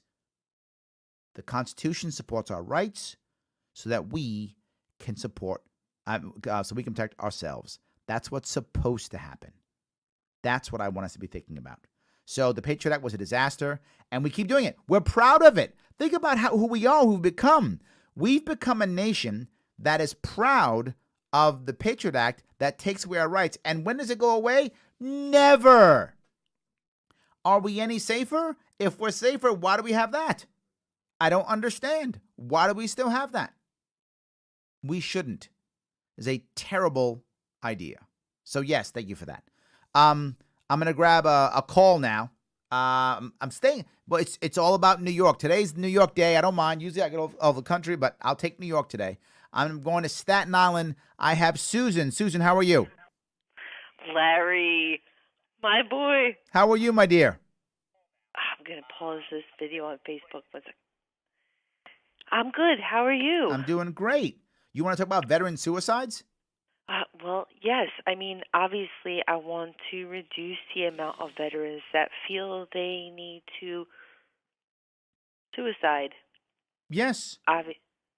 There are a couple of things that go into this. I'm going to talk a little about something I haven't talked about before, and that is how businesses look at veterans. And the second one is how we look at veterans. Mm-hmm. Businesses look at veterans in one of 2 ways, and both are bad. Tax break. Well, no, that's not really. I mean, some do, but when the HR person brings them aboard, right? Mm-hmm. They look at them as either possible person with PTSD and problems, mm-hmm. or 2, magical superhero who can fix everything. Mm-hmm. Both are wrong. Both are wrong, right? So now, and this is a true story. Again, I was talking about stories about how when I was doing training for a lot of vets, I had one vet sit in front of me, and we're doing a mock interview. And I'm asking him, so tell me about yourself. And the guy, I'm sorry, it was Gal actually. The first thing she says, well, the first firefight I was in, that's how she began her sentence. And I said, okay, we got to stop that right there. What an HR rep who's probably 27 years old just heard is, I don't belong here. Or I shoot guns. Yes. Can I tell you really, when you said earlier that people who are in the military are in the business of, you said service, and I agree with you, but I think that the military specifically might have, the people do want to receive instructions about how they can help their fellow Americans, and they're not. Yeah, they're not specifically the leadership role. Yes, hold on. You've hit the second part I want to bring up. You're already there. I'm already there.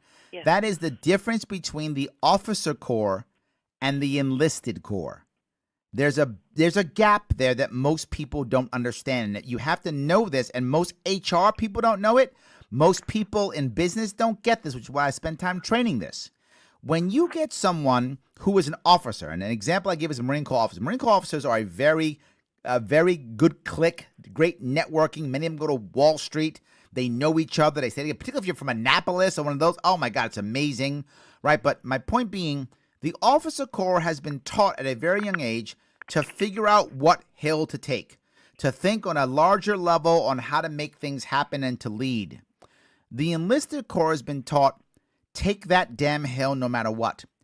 But if you don't tell them what hill to take, they will often just sit around waiting for orders. The enlisted corps will very often start waiting for, if you tell them, hey guys, that's the hill, go take it. They will do whatever it takes to take that hill. Whatever it takes. They will find an answer. They will think through problems. They will physically knock it down. They will do what's required to take that hill. But if you don't tell them what hill to take, they will very often just sit and wait for orders. Also, and why to take the hill. Say it again? And why they need to take this hill. Why it's strategically important, and or why.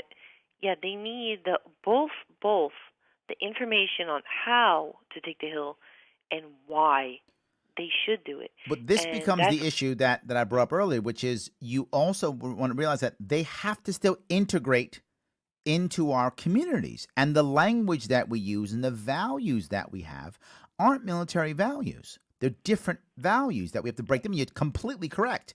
If we tell them a why, like, 'cause it'll make money, they may not see that as valuable. And that's fine. But you know what? That exposes an overall larger problem with military solutions in an overall sense. That, yes, there has to be mission. Yes. And unfortunately, that also means that maybe some of our current military activities can't be justified. I don't understand what you mean by that. Our current military activities don't have a mission? Ah, yes, you mean like fighting in Syria right now or something? Or Afghanistan, yeah. Yes, sure. This is my point earlier with these are wars that we can't win. They're unwinnable wars. We haven't been able to win a war since World War II. They have no mission, none. Yep. And they're, right, yeah. Yes. Yes, you've told me we need mission. Yes. I took it to heart, and I assume that should we have a war with no mission, let's try and end the war. Absolutely. Look, what people talk about, and Colin Powell brought this up 20 years ago. He brought up that maybe 30 years ago now. I mean, he brought up the idea. He wrote a book called My American Journey, if not mistaken. And he spoke about this idea of whenever you're going to go to war, you have to tell your generals, you've got to tell your officer corps, here's why we're going, and here is how we measure victory, right? If we achieve this, we win. And if you can't do that... That was when he was running for president. Yeah, that was back in the day. Yes, that was back in the day. Yes. Colin Powell. Yes, I know. We're dating ourselves, aren't we? I'm sorry. We're dating ourselves. The youngsters are like, Colin who? They don't even know. They're like, you mean Colin Firth? No, I don't mean him. I'm sorry. Wrong guy. No, I mean Colin War guy. That guy. Yes. But no, I agree with you. I mean, the idea of the idea of having a mission is critical for everybody, but actually more important for veterans, and we always get it. Mission critical. Have to have it. Will not succeed without organized goals. It can't happen, and that is so. Everyone that says socialism, and look, I've been hearing people over the years, and they say things. Socialism can't succeed because it doesn't have the information about prices and this and that. Okay, and war also can't succeed because it doesn't have the information in the same way. It just doesn't have the information. Like, we, imperialism, United States, cannot change the Middle East overall. I love veterans, and I'm not trying to knock on soldiers. I had the same instincts, and I bailed out. I didn't join the Army. Mm-hmm. I did not. I felt I was supposed to, and most of my life, I was very close to doing this, and I didn't do it. No. I hear what you're saying completely, and I think you're right. You do want to have a mission, but the issue is, if it's me or you, and when not veterans now. Well, I'm a vet, but now I'm 20, 30 years out. If I go to a job and there's no mission for me, then I leave the job, or I quit, or I hang around until I find something better, or whatever. I handle that because I'm accustomed to that. But imagine, if you would, you're a veteran who was, particularly if you're overseas. I mean, your mission was in many ways life or death. Your mission was important. It was valuable. You were supporting people on something real. If you screwed up, people could die. I mean, it's a real mission.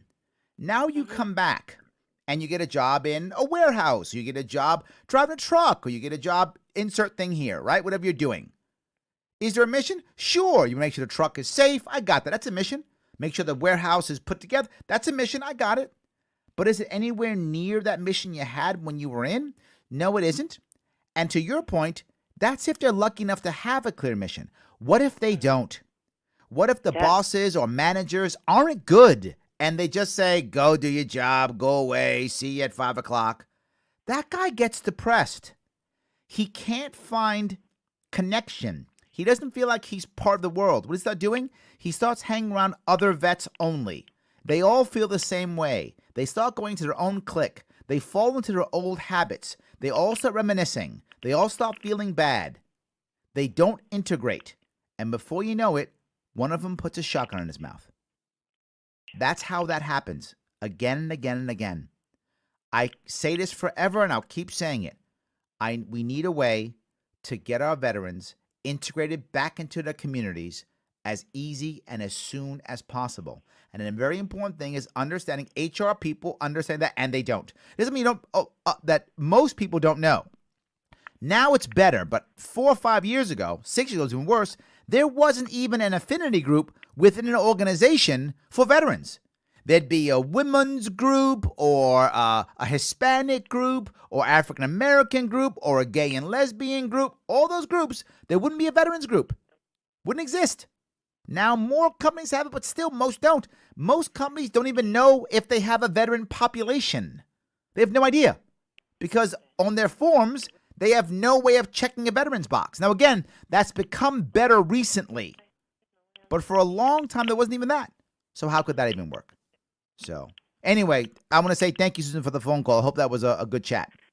Well, yeah, I had a chat. I'm very happy to be here with you. I want to reduce veteran suicide, and I want to reduce veterans overall. I agree with you.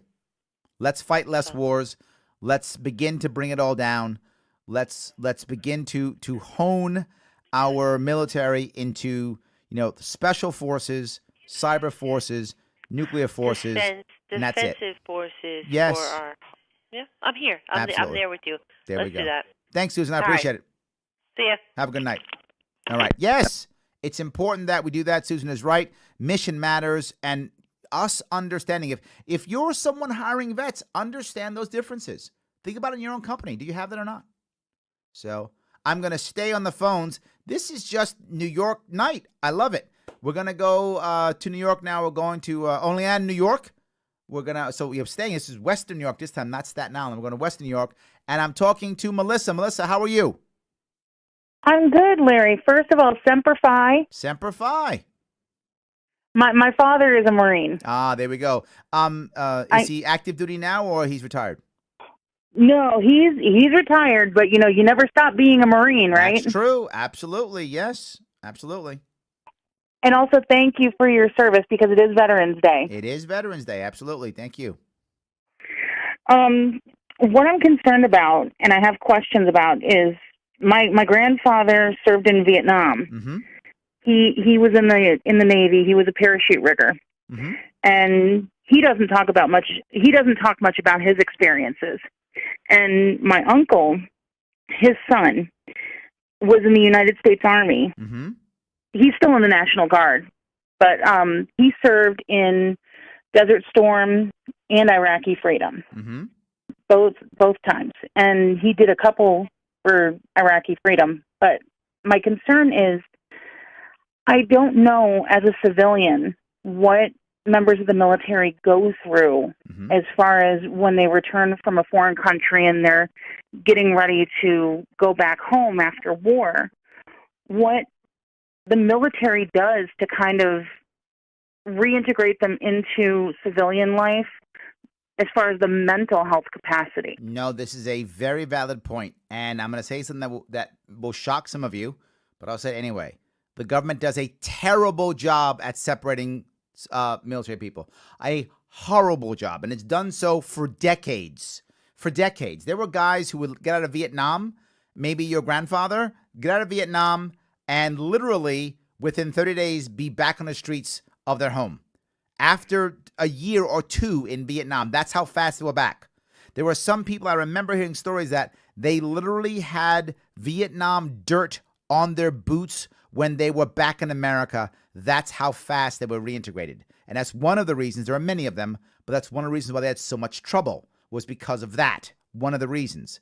And still does bad. It's so bad that I actually stopped working with the VA. The VA used to come to me all the time. That was a norm. They knew who I was here in New York, and they would come to me and ask me to do trainings and such. But they had some kind of rubric they had to work with. They said, well, you have to do X, Y, and Z. And I said, all of this is horseshit, means nothing. Yeah, but you have to do it. I said, I'm not working with you anymore. They were doing things, I'm not joking, it's probably 15 years ago, 10 years ago. They're talking about, tell them what paper they have to put their resume on. I'm like, paper on your resume? Who the hell reads a paper resume anymore? What are you, nuts?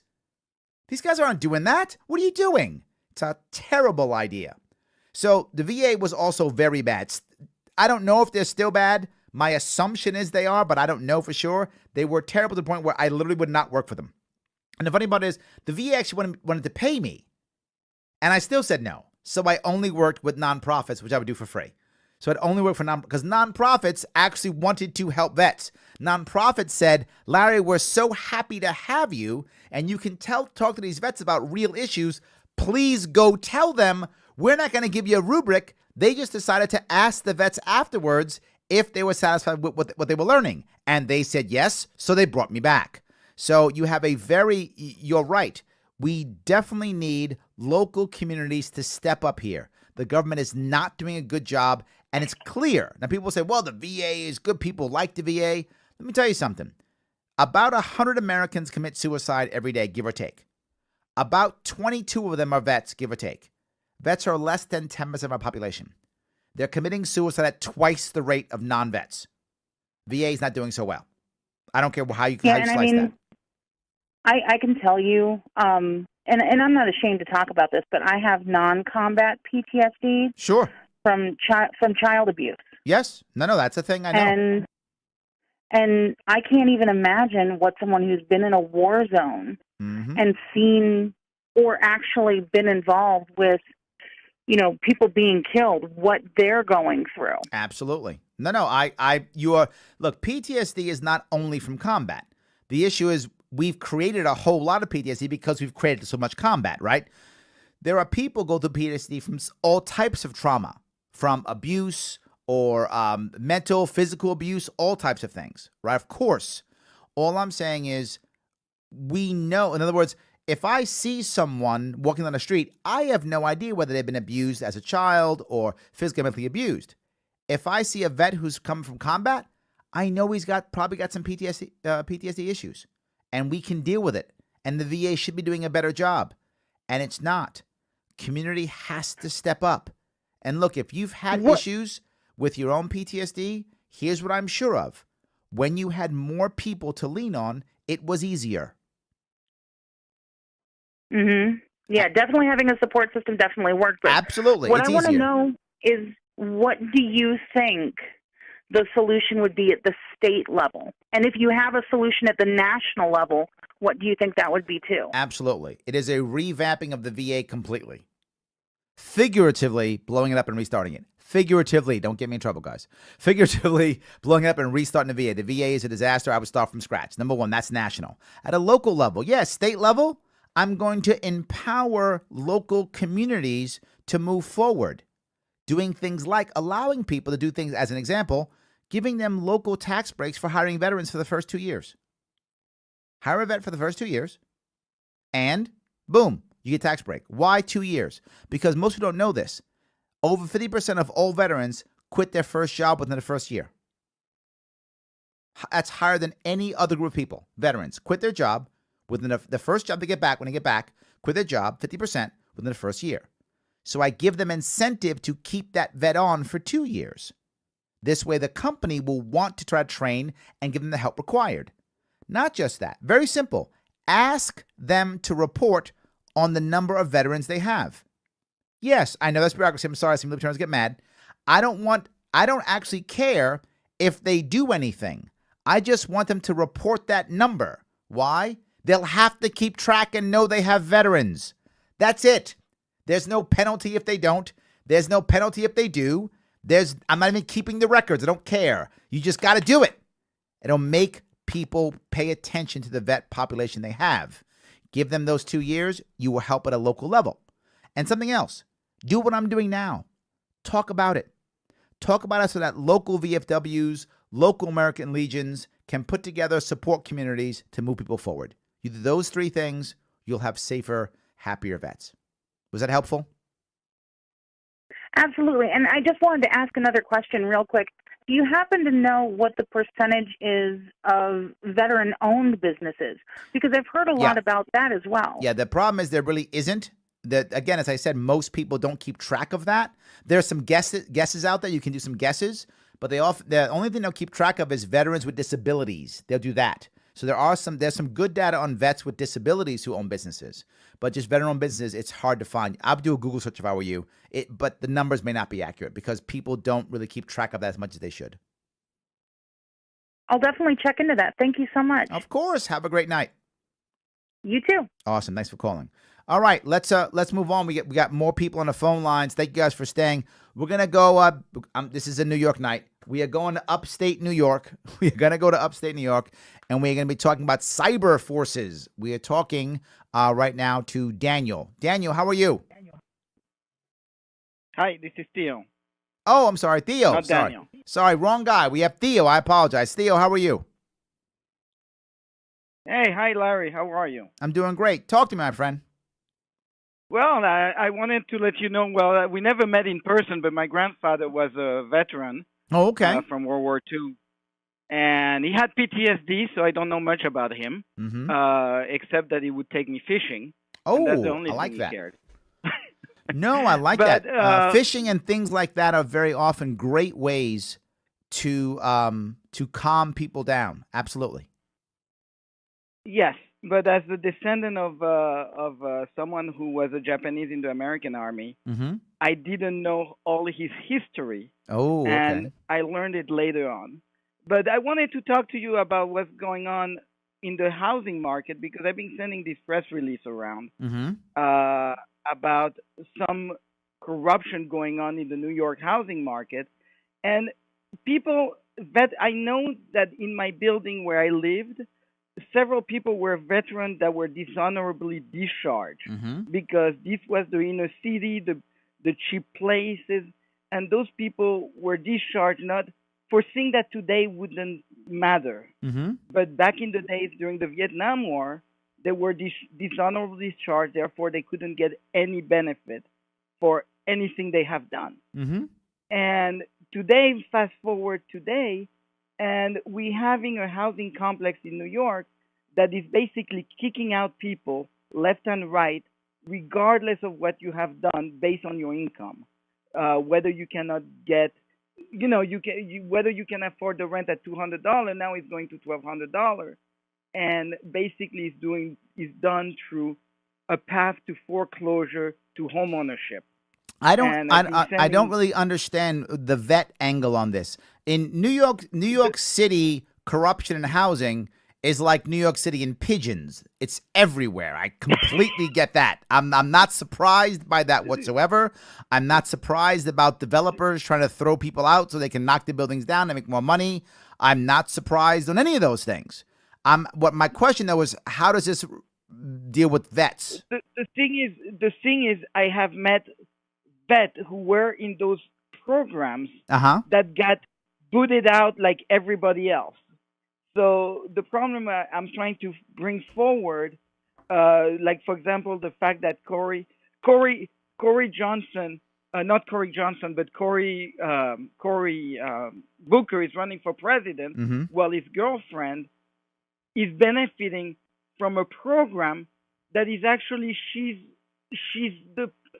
part of the problem because she came out from the bottom, she got famous, and she's using her money to crush anyone else. And this is happening all over the place, that people like her who are getting suddenly richer start to push down on the most vulnerable, including some vets. I think that happens often, and I'm not sure it's a vet issue, but if I understand what your concern is, though, is that some vets who were thrown out for the dishonorable discharges.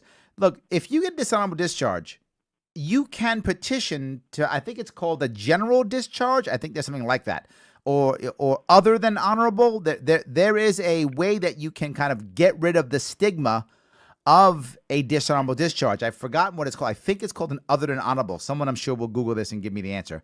But it's something like that. You can petition for it if you want to. The issue is we as a society at one point have to say, and your point's a valid one, how long do I punish some guy from, draft dodging in Vietnam era? Well, that's a bad thing. I wouldn't. Exactly my point. Yes, at one point we have to do that. So if these people know that you can petition to have an other than honorable discharge, they should be doing exactly that. The odds are, if there's some landlord or some developer who wants to throw people out, they're not going to tell them that. And that goes right back to my community piece, right? These people are veterans and should be part of their veteran community. And the vet should be telling them, hey, dude, in Vietnam, when you did that stupid stuff, why don't you apply to get your dishonorable changed to other than honorable? And very often that can be done if, when we look back, we realize it wasn't that bad. If these guys were bad, like they shot their officers or something horrible like that, and they did time in Leavenworth. No, I'm not talking about that. Then, of course, that should happen. I get it. But I'm assuming these guys didn't do things like that. No, exactly. They were not. But I'm talking back in the 70s and the 80s. Yep. And, I mean, today, for example, my uncle was in the army as well during Korea. And he had how you call that when you're hearing voices?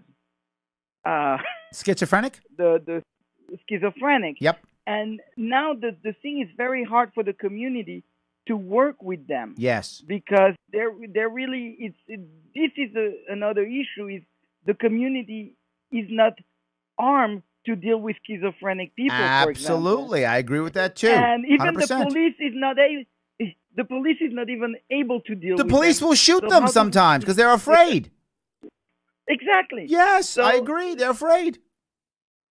And so the whole housing thing always come back. This is like what you put a roof over someone, and this is what I need your help in a way, is to blow the lid off of all these housing issues that have affected all kind of people, including your veterans. Well, I appreciate the call, Theo. I got to grab some more calls. Now people have heard it, so they can hopefully follow suit and look at what's happening. Thank you so much for the call. Take care, Larry. Bye. All righty. I am actually going back to Daniel this time. I'm trying to grab upstate New York this time. Sorry, Daniel, if I screwed up last time. I'm trying to get you. I hope I will get you right this time. We're talking about cyber forces and talking about Daniel. Daniel, how are you? Fine. Yourself, sir? Hey, I did it. All right. We got you. Thank you for calling. Sure.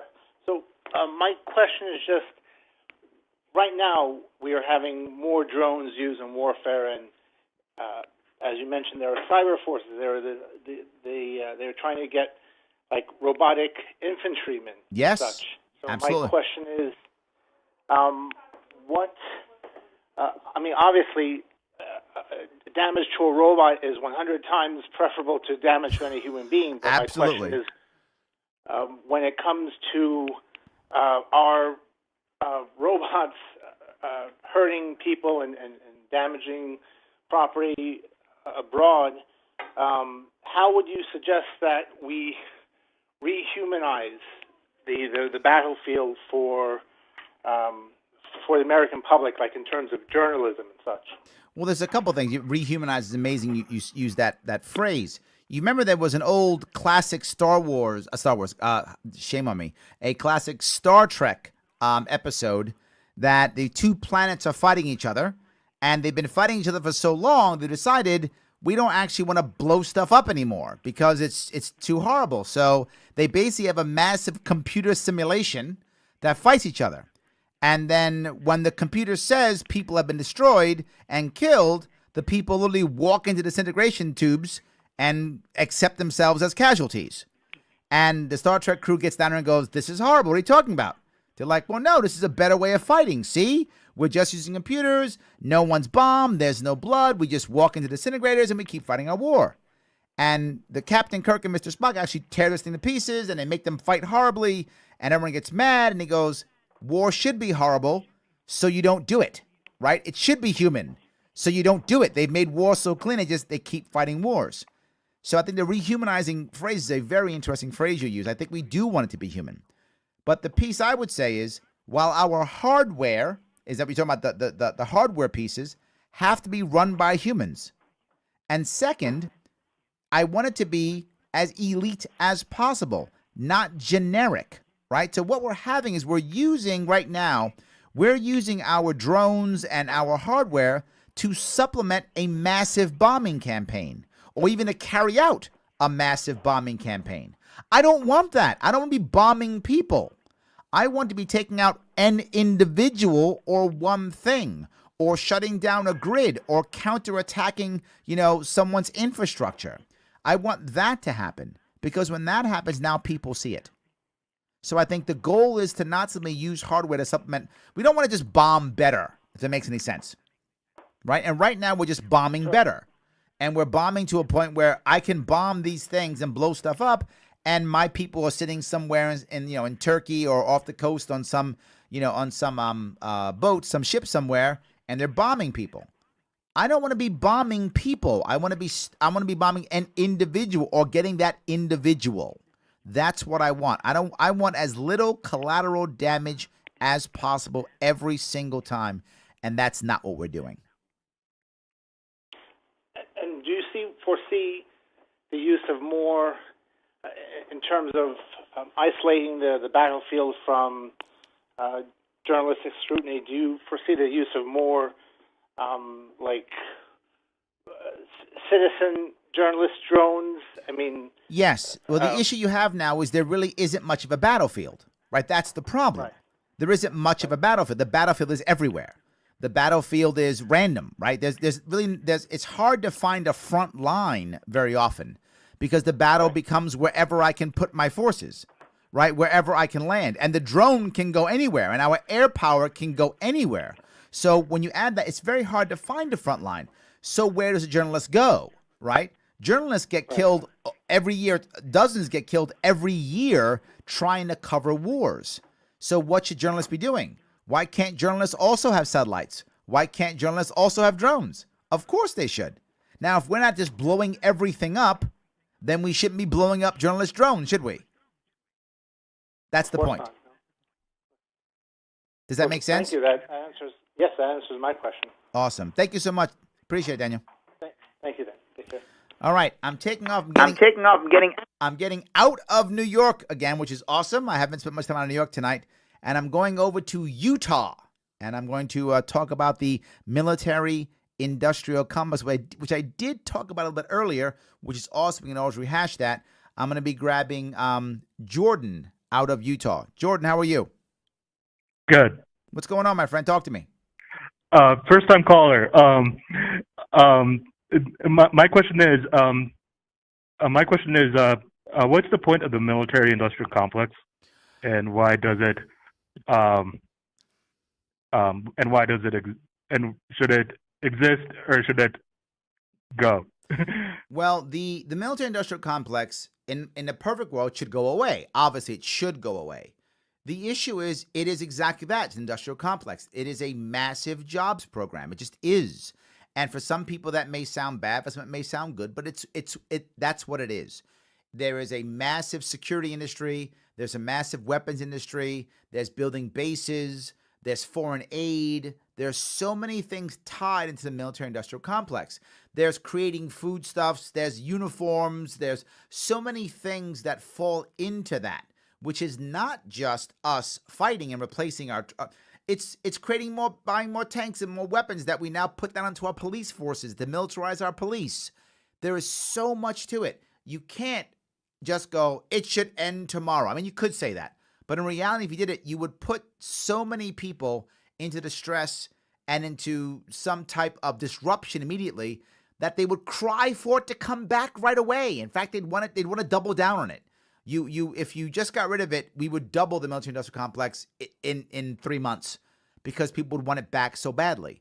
So we have to be able to provide ways of getting people to have those jobs, to build the things we want us to build, which is why I spoke earlier about the idea of start trading now. Let's open up Cuba. Let's open up North Korea. Let's open up Iran right now to starting to trade back and forth now to open up new markets, to get people those jobs so you can slowly begin to pull back on the military-industrial complex. Start getting rid of all the people closing the bases that overseas.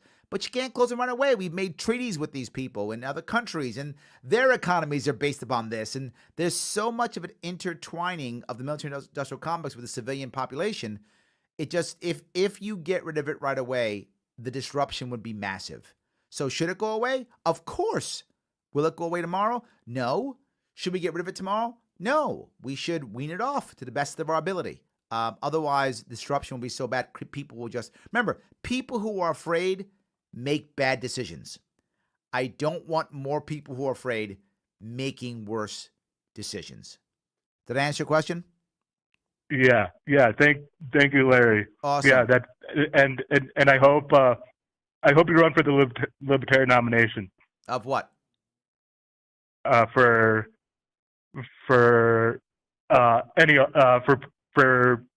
any office, like president, governor. No president. That's not going to happen. I appreciate it, but no way. I'm going to pass. Okay, yes. I'm going to pass. I appreciate it, though. Thank you so much, though. Appreciate it. All right, guys. Thank you. I want to say thank you so much for tonight. This was an amazing show. I'm so happy you gave me all your time and energy. And if you want to support the show, heading over to patreon.com/Sharpeway. If you like what I was talking about, give what you can give. Support the show. This costs time. This costs money. Look, it's Veterans Day. I'm here with you, not with my family and friends. I'm here with you, right? This. If you think this matters, you have to support. You've supported many things. Support this. Go there now. Drop $28 a month. Drop $15 a month. Drop $9 a month. Drop something a month so we can keep this going. I want to keep this going. It matters. There are a lot of shows that are libertarian out there. None like this one. And you know that's true. Otherwise, you wouldn't be listening right now. So I'm going to say thank you, guys. And I will see you all next week. Next week here on The Sharpe Way.